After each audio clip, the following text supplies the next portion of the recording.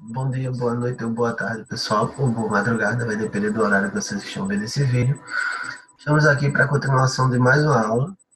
Na verdade,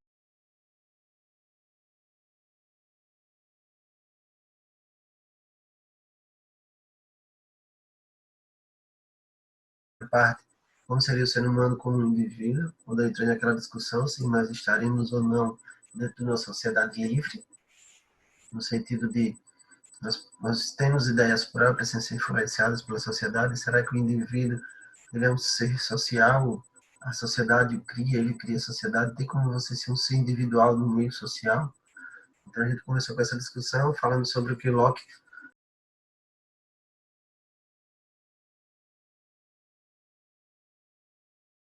e o outro, onde algo tem um sentido negativo, um sentido positivo. Então nós entramos nesse meio, falamos nesse meio. Nessa segunda parte da aula nós vamos continuar falando sobre ser, sobre o indivíduo, sobre o ser como ser individual. Só que agora vamos focar mais para o ser no sentido social. E agora vamos mudar um pouquinho os autores. Vamos, por exemplo, falar de Karl Marx. Karl Marx vai trazer a ideia do ser humano como um ser social. O que seria ser um ser social? Se a gente for pegar na forma mais simplista, um ser social é um ser que vive em sociedade, é um ser que está no meio de uma sociedade. Reformando a primeira aula, nós pegamos esse contexto e fomos olhar se um ser que vive em sociedade ele é influenciado pela sociedade ou ele influencia a sociedade. Quando a gente parte do individualismo, existe mesmo um ser individual dentro da sociedade? E eu também questionei com vocês até onde nós temos as nossas próprias ideias ou até onde essas ideias são diretamente sociais. Até onde separa o indivíduo e a sociedade, até onde nós somos sociedades ou somos indivíduos. E aí quando Marx vai falar o ser humano como ser social, ele é um filósofo, economista do século XIX, ele vai trazer as bases da compreensão do ser humano como ser social. Ou seja, do ser humano enquanto uma perspectiva mais voltada para o coletivismo. Marx vai deixar claro, no seu materialismo histórico dialético, como esse meio social é construído de acordo com as relações sociais. Então, o ser social, para Marx, é um ser que está em constante movimentação, ele é mutável, está em constante mudança. E ele vai dizer que o que faz esse homem ser social é justamente o trabalho. Só que aí tem um detalhe: o trabalho para Marx não necessariamente é o trabalho que a gente tem como agora, a ideia do trabalho capitalista. Esse conceito, essa, essa nomenclatura trabalho, a gente for falar sobre ela, se a gente for explanar sobre ela nessa aula aqui, não vai dar. Porque, assim, ao contrário do que as pessoas acham, o conceito de trabalho para Marx não é tão fácil. Existe o trabalho improdutivo, trabalho é, é, material, imaterial, ah, muito complexo o conceito de trabalho em Marx. Então, a gente vai pegar a parte mais fácil, mais superficial. Então, quando Marx vai falar do trabalho no sentido ontológico, Marx não está falando no sentido capitalista que nós temos agora, do valor de ganhar dinheiro. Isso, lembrando, eu estou falando de uma forma bem superficial para ficar mais. Eu não vou adentrar nessa aula no termo trabalho. Eu não vou adentrar nessa aula no termo trabalho. Não é a minha perspectiva aqui falar do termo trabalho de Marx. Então, eu estou falando de uma forma bem superficial do termo trabalho de Marx para a gente entender o que seria um ser social. Então, quando Marx vai falar de sua origem ontológica, o ser humano, o trabalho de sua origem ontológica, Marx está falando de quando o homem começa a mudar a natureza. Então, o trabalho é o sentido de quando o homem percebe que ele tem condição de mudar a natureza, a materialidade, a reação, o real ali, faz com que ele crie necessidades, aliás, as necessidades materiais concretas fazem ele criar a necessidade de ter outra ferramenta. Então aí o homem pega um pau e amarra numa pedra, depois vai lapidando, derruba uma árvore, hoje faz folha, faz cadernos, mesas. Então as condições materiais reais, concretas, fizeram com que o homem introduzisse o trabalho, ou seja, a mudança da natureza. E a partir do momento que o homem muda essa natureza, ele essa mudança não é mais dele. Então, aí entra a educação, não no sentido instituição pequeno, mas no sentido geral. O ato de você passar o conhecimento para o outro, não a educação meramente institucional, de escolas e tal, mas a educação no sentido geral de você conhecer a partir do outro, de educação ser para o todo. Então, quando o homem começa a mudar a natureza, essa é a gênese do ser social, que é o trabalho, para Marx. Então, quando Marx vai falar do ser social, ele diz que a gênese, a ontologia do ser social é justamente o trabalho. Mas não o trabalho no sentido capitalista, o trabalho no sentido de mudar a natureza para o seu bem comum, e a partir do momento que Marx muda a natureza, com o trabalho ele também se muda. A partir do momento que você faz um machado, você agora passou seu conhecimento para outro homem, esse conhecimento não é mais seu, e aí vai e você também não é o mesmo. Você agora já sabe que existe um machado. Então, quando Marx vem falar da compreensão do ser humano como ser social, do ser humano em uma perspectiva mais voltada para o coletivismo, é porque Marx vai defender a ideia de quebrar esse meio, né, acabar com o sistema capitalista. Quando ele deixa claro que o sistema capitalista que é o verme da sociedade. Esse individualismo exacerbado, essa ideia de passar por cima do outro, essa ideia de você dominar o outro a qualquer custo, de você sempre ser melhor, essa coisa toda de lucro, consumo, ter. Então, nós estamos num consumo exacerbado, nós estamos num meio social que não nos dá valor pelo que nós somos, mas pelo que nós temos financeiramente. Então, perceba que a liberdade que a gente busca hoje não é a liberdade emancipada, como falava Marx, a liberdade que a gente busca hoje é a liberdade de consumo. Então, perceba que você não está buscando ser livre, a sua liberdade que você tanto quer, na verdade, é poder de consumo. Ah, eu quero ser livre para viajar. Para você viajar, você vai ter que consumir, gastar, você vai ter que gastar dinheiro para comprar passagem, vai ter que comprar um carro para viajar, vai ter que comprar uma moto, comprar um jatinho, ou seja, você vai consumir. Então, olha que a ideia de liberdade da nossa atualidade está preso ao que a gente pode consumir.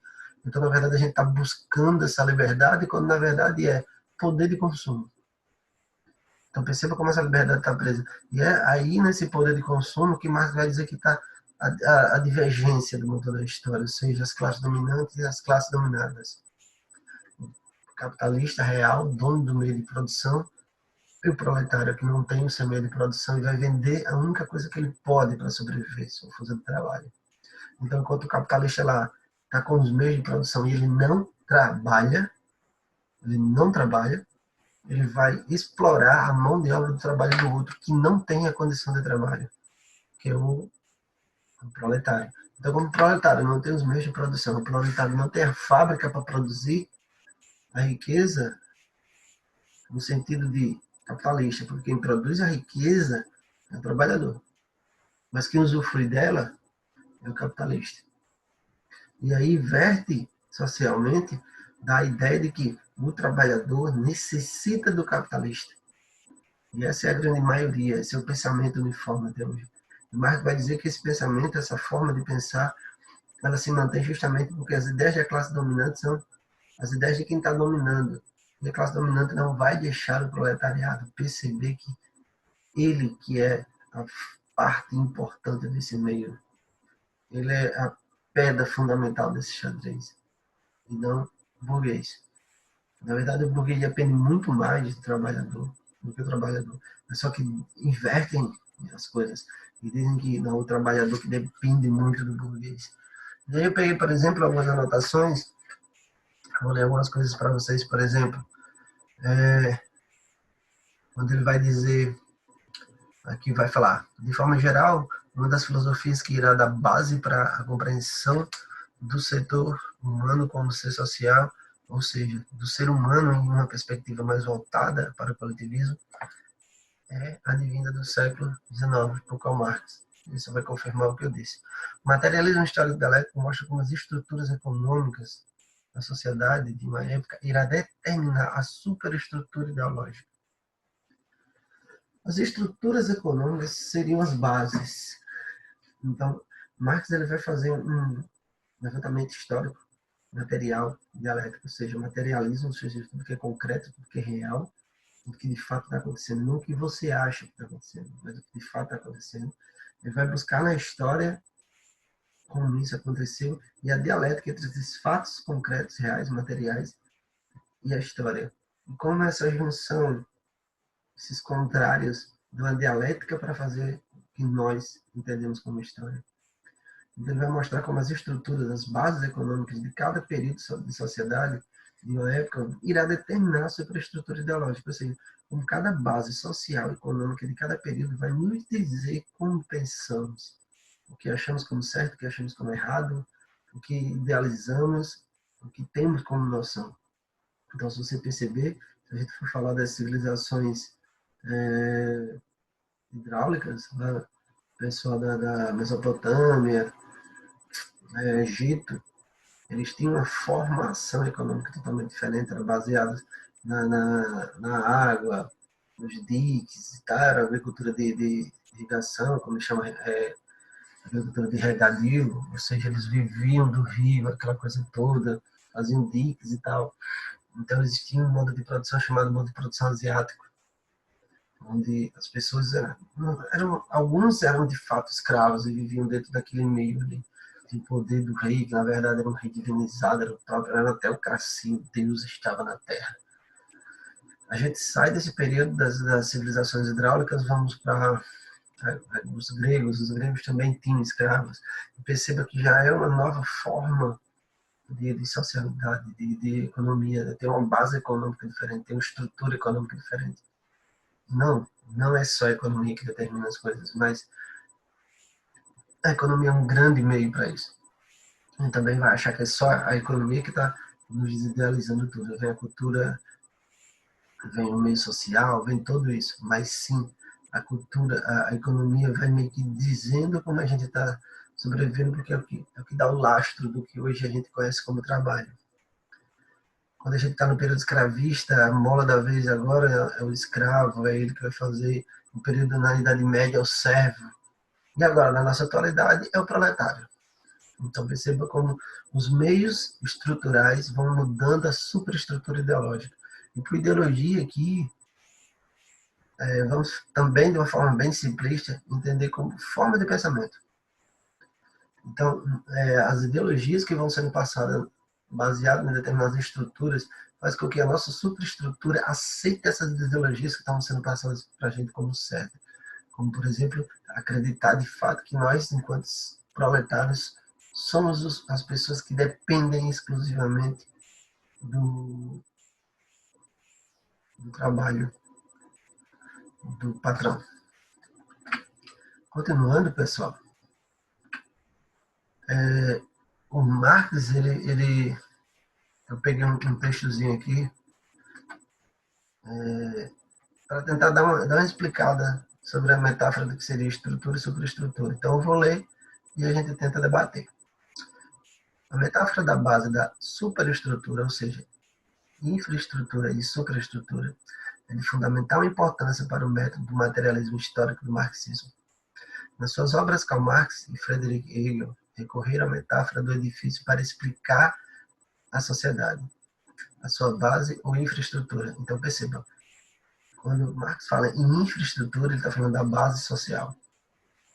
E aí, por exemplo, a base do prédio, a infraestrutura do prédio, que está embaixo, que vai controlar todo o restante que está em cima. Então, sua base, sua infraestrutura, seria o conjunto das relações de produção, ou seja, as relações de classe estabelecidas em determinada sociedade. Então, a base estrutural de cada sociedade são as relações de classe. O modo escravismo, asiático, proletariado, entre aspas, assalariado, escravocrata. Então, essas são as estruturas econômicas de cada período.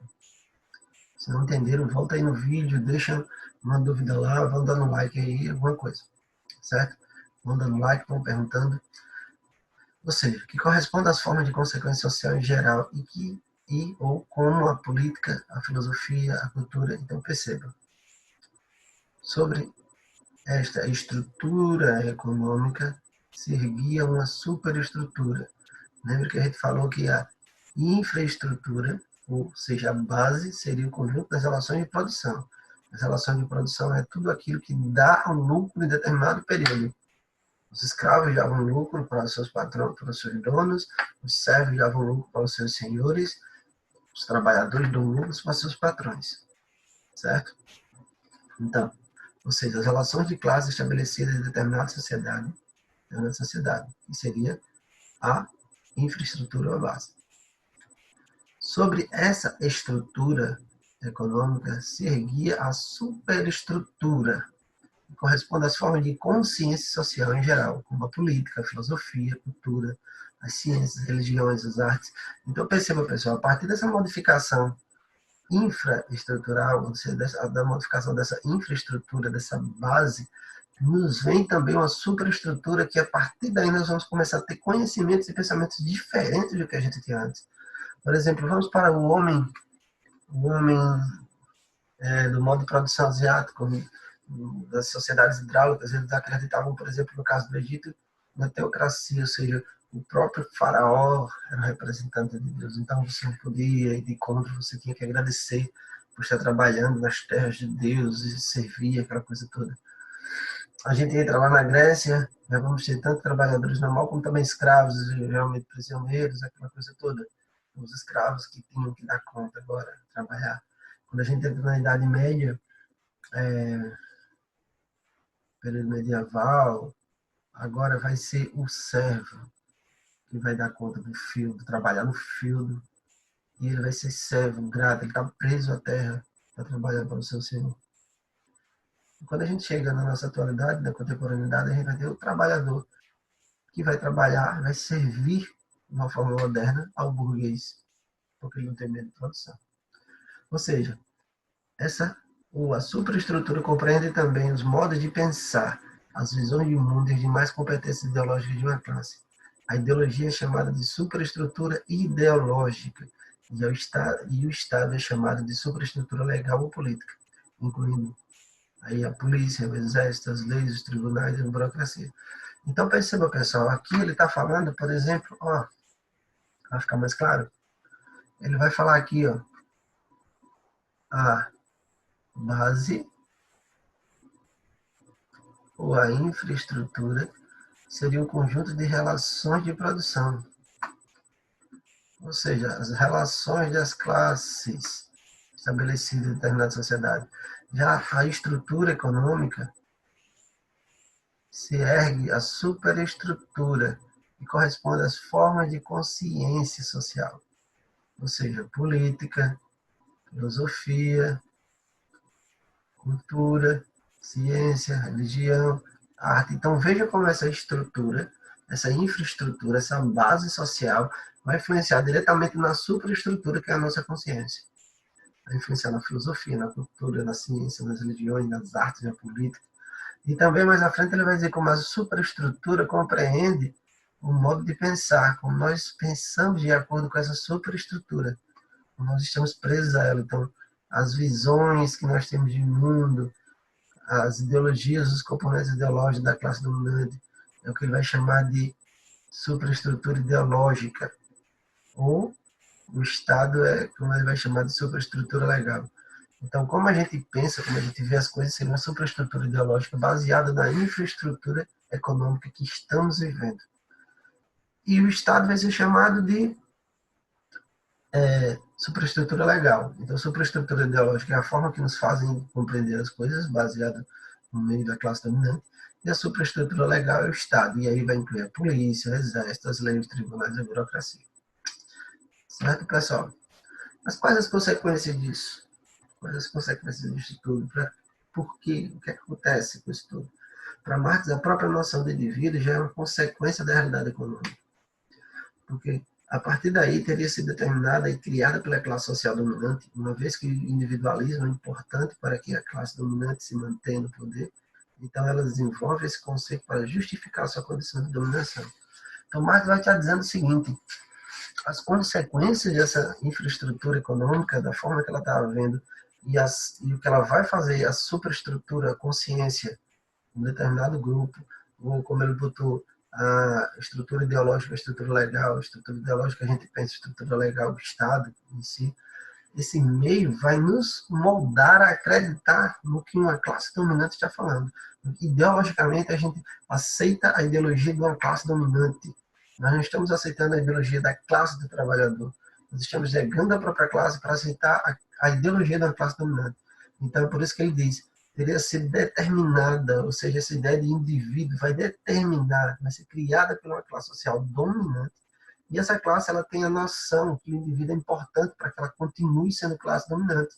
E aí ela faz todos os meios ideológicos que ela puder, institucional, igreja, escola, televisão, comercial, cultura, tudo, que é para fazer com que esse indivíduo se sinta cada vez mais preso, ou no mínimo não veja outra necessidade, e que venha com aquela história que sempre foi assim, sempre vai ser. Então não tem que modificar. Então dessa forma ele continua preso, reproduzindo a ideologia de uma classe dominante que faz com que nós não, continuamos parados ali, inertes, acreditando que esse é o único caminho. Aristóteles já falava que o ser humano é um ser social, ou seja, ele considerava que o ser humano era um ser social, e cujas potencialidades só podem ser totalmente realizadas no convívio social. É o que ele vai chamar de animal político. Ele quer dizer o seguinte, deixa eu ler um trechinho do texto aqui. Para ele, ou seja, Aristóteles, ainda que se possa pensar no ser humano separado da sociedade, na realidade ele só se realiza, ou ele só realiza sua natureza enquanto tal em sua atividade dentro da sociedade, ou seja, o próprio ser do homem. Então, para Aristóteles, o homem só seria o ser humano, ele só seria esse ser social a partir do momento que ele tivesse inserido, engajado dentro do seu meio político, decidindo as suas leis e tal. Lembrando que Aristóteles está na Grécia Antiga, então existia a democracia direta, certo? Individualismo contemporâneo. O que, é que a gente vai ver aqui? Individualismo contemporâneo. Vamos ver o que Gilles Lipovetsky, é um nomezinho complicado. Gilles Lipovetsky. Ele vai dizer o seguinte: quanto mais o Estado moderno centraliza o poder em si mesmo, mais cria distância entre ele e o indivíduo. Então, quanto mais o Estado moderno, que é o que nós temos agora, centraliza um poder individual em si, ele afasta também esse indivíduo que também é individualista. Então, quanto mais um manda, um poder obriga mais o outro se afasta. Então, perceba que esse individualismo não ajuda ninguém. Ninguém. E aí, esse individualismo vai produzir, por exemplo, deixa eu pegar uma parte do que ele vai ler aqui, viu, gente? Ele vai dizer que esse individualismo, por exemplo, vai produzir que o Estado seja cada vez mais fortificado, que o Estado cada vez seja mais dominante, e com isso vai fazer com que as pessoas cada vez mais sejam separadas, que governos diferenciados, grupos diferenciados, meios de luta diferenciados. Então a sociedade individualista se diferencia. E aí, por exemplo, a gente vai ter grupos de negros, grupos de LGBTs, grupos de brancos, de verde, de azul, de pato, de gato. Gente, a gente está cada vez mais se dividindo, e a gente dividir esse individualismo nos cega e não faz nós percebermos que sim, se a sociedade se unisse, a coisa mudaria. Mas o individualismo faz com que cada um fique no seu individual, no seu meiozinho social, individual, egoísta até, e dessa forma não consegue suprir a necessidade, não consegue sair da carência social, porque está todo mundo individual. Então, nós vivemos na sociedade, ou seja, uma sociedade que quer dizer como um todo individualista. Enquanto a gente tiver na sociedade como um todo individualista, ninguém vai ajudar ninguém e ninguém percebe nada. E continuaremos fracos. Além da distância entre o Estado e o indivíduo, que implica em uma crise de representação, há outros fatores para que o indivíduo contemporâneo fique cada vez mais isolado em si mesmo. Crise de representação ou representatividade. Ou seja, é o nome que ele vai dar ao que muitas pessoas não se sentem representadas pelas classes políticas, por exemplo, de um país. Então, essa não representação, esse não sentimento, acaba nos trazendo mais individual, e aí as pessoas também não reagem, não lutam contra, fica com essa história de que sempre foi assim, sempre vai ser, e cada vez mais esse estado, essa ideia de pertencimento se separa. As pessoas não se sentem mais pertencentes àquele estado, àquele político, àquele meio, daquele asco, e as pessoas também não mudam. E essa carência vai fazer com que ele vai falar com algumas pessoas levarem esse espaço, essa agonia para o espaço público, levar sua vida para o espaço público, por exemplo, falar da sua vida em redes sociais, em Facebook, no WhatsApp, né, aquela coisa toda, em televisões, as celebridades e tal, isso tudo na busca de quê? De que tentando ver se o indivíduo está sobre essas regras sociais ou se estimula para que ele seja ele mesmo. E a ideia de ser ele mesmo, seja você, trabalhe com você, é dizer aproveite a vida, mas de uma forma individual. Então, esse homem pós-moderno, ele na verdade está preso nessa ideia de individualista, de buscar a liberdade, de que na verdade é a liberdade do consumo. Então, o homem moderno está preso no consumo. É o que o Lipovetsky vai dizer. Segundo o texto, ele não está dizendo, porém, que toda essa situação é irreparável. Tem como reparar. Nem que representantes de um fenômeno absoluto, ou seja, de um fenômeno de cujos sintomas todos absolutamente padecem. Ou seja, o filósofo expõe isso sim, que toda essa tendência que ele chama de época hipermoderna é genérica. Então nós temos sim como sair dessa necessidade de consumo, nós estamos 24 horas buscando a necessidade de consumo, e esse individualismo não nos faz perceber isso, pelo contrário, nos faz querer cada vez ter mais. E essa liberdade individual de querer consumo não nos faz enxergar enquanto seres humanos dentro de uma sociedade. Então, nós estamos dentro de uma sociedade individualista. Pronto, pessoal, por hoje é só. Assim a gente encerra o capítulo 7. Tivemos a primeira aula e essa agora a segunda. Então, pessoal, até a próxima. Boa tarde, boa noite, bom dia, boa madrugada. Sabe na hora que vocês chegaram. Tchau, pessoal. Até a próxima. Falou.